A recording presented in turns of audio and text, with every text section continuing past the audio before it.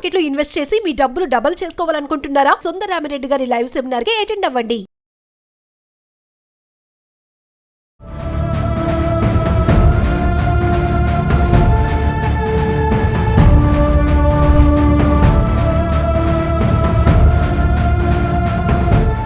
నమస్తే, welcome back to Suman TV. ప్రస్తుతం మనతో పాటు ఉన్నారు legendary award winner in real estate, TEDx speaker, analyst doctor Nandi Rameshwar Rao గారు. నమస్తే సార్. సార్, మరి పహల్గామ్ టెర్రరిస్ట్ అటాక్ మీకు తెలిసిన విషయమే, చూస్తున్నా మొత్తం అంత న్యూస్ ఛానల్స్లో అదే ఉంది. అంటే దీన్ని మీరు ఎలా చూడొచ్చు అంటారు? మీ అనాలిసిస్లో ఏం చెప్తారు జరిగిన దానికి? అనాలిసిస్ చేయాలంటే కొన్ని సంవత్సరాలు కూడా జరుగుతుంది మనకి. యుద్ధం అనేది నేను చాలాసార్లు చెప్తాను. నెగోషియేషన్ అనే వర్డ్ ఉంది. నెగోషియేషన్ అంటే ఏంటి? రియల్ ఎస్టేట్లో తీసుకున్న ఒక బయ్యర్ ఒక సెల్లర్ విష్ ఉంటుంది. వాళ్ళిద్దరు విష్ రీచ్ అవ్వడానికి నెగోషియేట్ చేస్తాం. సెల్లర్ ఎప్పుడు ఇక్కడ ఉంటాడు, బయ్యర్ ఎప్పుడు ఇక్కడ ఉంటాడు, మధ్యలో ఏజెంట్గా కన్సల్టెంట్గా మనం బ్రిడ్జ్ చేస్తాం కదా. అలాగే పాకిస్తాన్కి ఇండియాకి వస్తుంటాయి పోతుంటాయి వస్తాయి. బట్ ఈసారి చాలా దారుణంగా ప్రవర్తించారని చెప్పవచ్చు. ఎందుకంటే 20 మంది ఆల్మోస్ట్ యాజ్ ఆఫ్ టుడే 26 మంది చనిపోయారు, ఎంతోమంది గాయపడ్డారు, వందల మంది. సో దారుణంగా మనుషులు నిర్మానుషంగా షూటెడ్ సైట్ లాగా షూట్ చేయడం అనేది చాలా బాధాకరమైన విషయం. ఎందుకంటే ఎవరు హ్యాపీగా ఉండరు, ఇంక్లూడింగ్ వాళ్ళ కమ్యూనిటీ లోకల్లో కూడా ఫీల్ అవుతున్నారు. వాళ్ళు కూడా మనకు సపోర్ట్ చేస్తున్నారు. యాక్చువల్లీ వాళ్ళ కమ్యూనిటీ ఇప్పుడు మనకు సపోర్ట్ చేయదు. ఈ జరిగిన సంఘటన చూసుకుంటే కనుక ఈ 26 మంది అఫీషియల్ అన్అఫీషియల్ ఎంతమంది ఉన్నారో మనకు తెలియదు. ఎందుకంటే ఒకసారి ఫుల్ ఫిగర్స్ రావు. అక్కడ మన ప్రయాగరాజ్ వచ్చిందంటే జనాలు వచ్చిందంతా చెప్పిందంత తెలియదు. అక్కడ కూడా కొంతమంది చనిపోయారు. అట్లాంటి పాకిస్తాన్ అనేది ఎప్పుడు కూడా గోడ మీద పిల్లి వాడటం, అవసరం ఉన్నంతసేపు ఒకటి, అవసరం లేనప్పుడు ఒకటి. అందుకని ఇప్పుడు మన ఇండియన్ ప్రైమ్ మినిస్టర్ కూడా is very serious and strict about the actions. ఎందుకు ఇప్పుడు మనం చూసుకుంటే ఆరిఫ్ అని ఒక ఆయన ఉన్నాడు, ఆయన మెయిన్ వన్ ఆఫ్ ది నిందితుడు. ఆయన ఇల్లు మన వాళ్ళు కూల్చేశారు. అట్లానే ఆదిల్ అని ఒక ఆయన నివాసం కూల్చారు.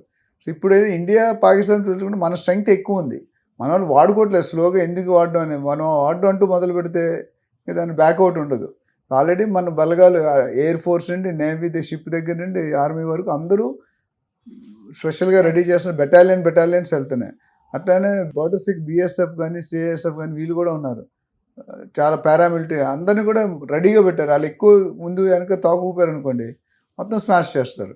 అయితే నెగోషియేషన్ చేసుకుని ఒక డెసిషన్కి వస్తే బెటర్. వీళ్ళు ఏంటంటే రావట్లేదు అన్నెసరీ. అందుకని మన వాళ్ళు ఏం చేశారు, నీళ్ళు బంద్ చేశారు, తర్వాత టాక్సేషన్ కానీ ఐటమ్స్ ఏవైతే రెగ్యులర్ మన దగ్గర నుండి వెళ్తాయి అవన్నీ కూడా బంద్ చేశారు. సో మిగతా యావత్ ప్రపంచంలో 170-200 దేశాలు ఉన్నాయి. ఆ దేశాలన్నీ కూడా they are opening for India, not for Pakistan. Maybe 5-10 మంది ఉండొచ్చు, వాళ్ళు బయటికి రారు, బ్యాక్ ఉండి నడిపించాలి పెద్దవాళ్ళే ఉండొచ్చు. ఎందుకంటే అదే Pakistan it's very small country మనతో పోలిస్తే పాపులేషన్. బట్ అంటే వాళ్ళకున్న స్ట్రాటజీ, వాళ్ళకున్న ఐడియాలు, ఆ టెర్రరిజం అనేది ఇట్స్ నాట్ కరెక్ట్. అనాలిసిస్ ప్రకారం చూసుకుంటే what is happening is not right for them and for us. ఎందుకంటే ఇద్దరు చంపుకుంటే ఎంతమంది చంపుకుంటూ పోతాం? ఒక హ్యుమానిటేరియన్ గ్రౌండ్స్లో ఒక రీజన్ ఉంటుంది. మధ్యలో చాలా రోజులు గ్యాప్ వచ్చింది కదా, కాశ్మీర్ మాకు ఇచ్చేసాడంటే ఎందుకు ఇస్తారు? సో ఇదేంటంటే ఇది నెవర్ ఎండింగ్ ప్రాసెస్. ఈసారి మాకు సీరియస్గానే అవుతుంది. వార్ డిక్లేర్ అవ్వచ్చు. డిక్లేర్ అయితే వాళ్ళు ఎక్కడ మన దాడికి తట్టుకోవడం కష్టం. ఎందుకంటే మనం అన్ని విధాలుగా డెవలప్ అయ్యాం. మన దగ్గర మిజైల్స్ కానీ ఏ విధంగా చూసుకున్నా, defence sector is very strong. మనకి ఎంతో హైయెస్ట్ పేమెంట్లు ఇచ్చి మనం పోషిస్తున్నారు వాళ్ళు. సో వాళ్ళు రెడీగా ఉన్నారు. మనకు సిగ్నల్ ఇస్తే ఇప్పుడు కొద్దిగా ఇస్తున్నారు. లైన్ ఆఫ్ ఎల్ఓసి ఉంటుంది, లైన్ ఆఫ్ కంట్రోల్ దాటి వస్తున్నారు వాళ్ళు. దాటి వచ్చినప్పుడు మనం సడన్గా ఎవరు లేనప్పుడు చూసి చేశారు. ధైర్యం ఉంటే 1-1 ఉన్నప్పుడు మాట్లాడాలి. అలా లేకుంటే వెన్నుపోటు పుట్టారంటారు కదా, ఎవరు లేనప్పుడు అమాయకులు కాల్స్తే జవాన్ల మీద రావాలి, అప్పుడు వాళ్ళు అటాక్ చేస్తారు. నార్మల్ మనుషులు ఎట్లా కాపాడుకుంటారు? టూరిస్టుల పైన అటాక్ చేయడం అనేది ఎప్పుడు జరగలేదు అంటున్నారు. లాస్ అండి. అంటే వాళ్ళ ఇంటిగ్రిటీనెస్, ట్రాన్స్పరెన్సీ బయటపడుతుంది కదా, వాళ్ళు కావాలని కయ్యానికి కాలు దూవుతున్నారు అంటాను నేను. మనం మంచిగా వెళ్ళేదాన్ని. ఇప్పుడు మధ్యలో 2-3-4 years గ్యాప్ వచ్చింది కదా, ఆ గ్యాప్ తర్వాత మళ్ళీ ఎందుకు సడన్గా వచ్చిన ఎవరో అంటే నాకు తెలిసి somebody from India also maybe giving hour secret. నాకు తెలీదు, అంతకుముందు కూడా చాలాసార్లు జరిగినాయి. అలా జరుగుతుందా మాకు తెలీదు. అట్లని ఇప్పుడు అక్కడ ఉన్న వాళ్ళు కూడా మనకు సపోర్ట్ చేస్తారు. ఇప్పుడు మన ఇండియన్స్ పాకిస్తాన్లో ఉన్నారు, పాకిస్తాన్ వాళ్ళు ఇండియాలో ఉన్నారు. రెండూ కరెక్టే. కొంచెం సెలబ్రిటీస్ పేరు చెప్పిన వాళ్ళైతే వాళ్ళకే సపోర్ట్ చేస్తారు, ఇన్ని కోట్లు సంపాదించి. సో ఓవరాల్గా what is happening is not right for India as well for Pakistan and for the entire world. ఇప్పుడు వీళ్ళు చూసి మిగతా వాళ్ళు కూడా మొదలు పెడతారు. ఇప్పుడు ఆల్రెడీ ఇజ్రాయెల్ ఇరాక్ జరుగుతుంది, యుక్రెయిన్ రష్యా జరుగుతుంది, ఈ పాకిస్తాన్ ఇట్లా గొడవలు యుద్ధాలు చేసుకుంటూ పోతే ఇంక మిగలదు ఎవరు.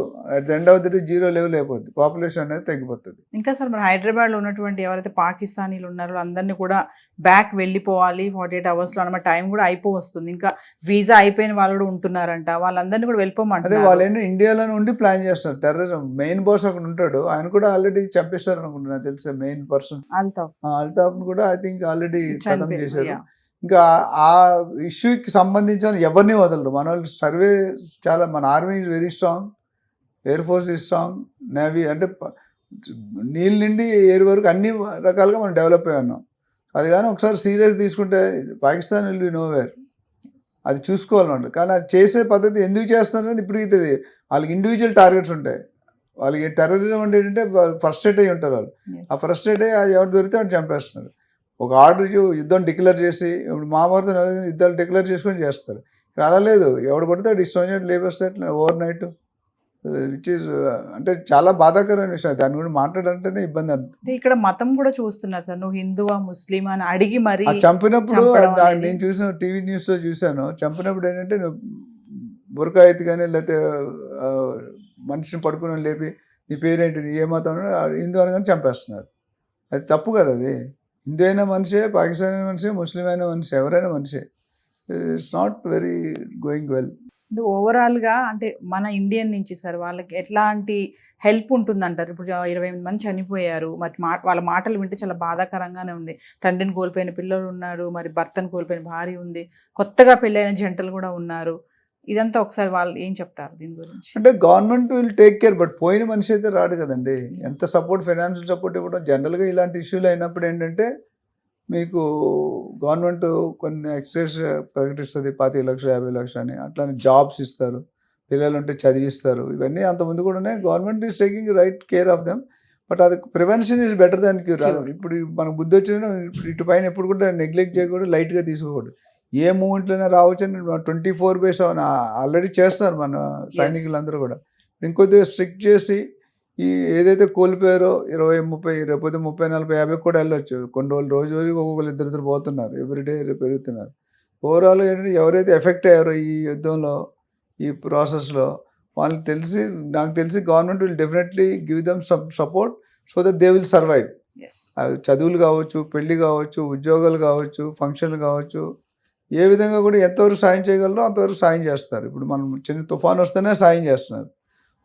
మొన్న బుడమేరు కానీ లేకపోతే హుడూడ్ కానీ వచ్చాడు, చాలా సపోర్ట్ చేశారు గవర్నమెంట్.